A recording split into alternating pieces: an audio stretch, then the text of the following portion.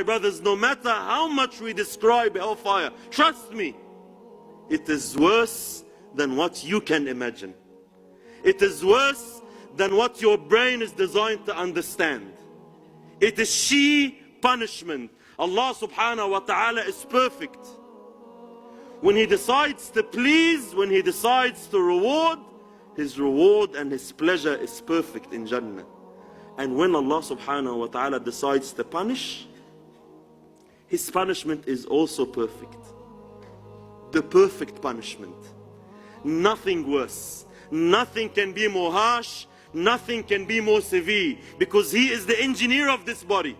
He created your soul and your body. And He subhanahu wa ta'ala is the one that has designed the punishment for your soul and for your body if you take the wrong path.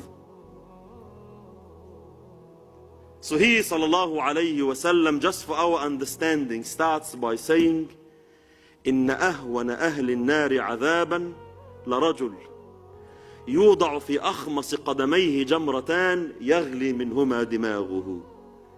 Logic. Minimum punishment. Minimum punishment in hellfire. Minimum punishment on Judgment Day is that a person will be forced to stand on two pieces of live coal, burning hot coal from hellfire. His brain will start boiling from the heat. The heat will travel from your feet to your brain until it starts boiling. But it's not the bad news. The bad news is ما يرى أن أحدا أشد منه عذابا. He will be convinced beyond doubt that no one, punishment cannot be more than this. وَإِنَّهُ لَأَهْوَنُهُمْ عَذَابًا. And by Allah, he is receiving the least punishment. This man is cruising. This man is having fun compared to what is there from the punishment of Allah subhanahu wa ta'ala.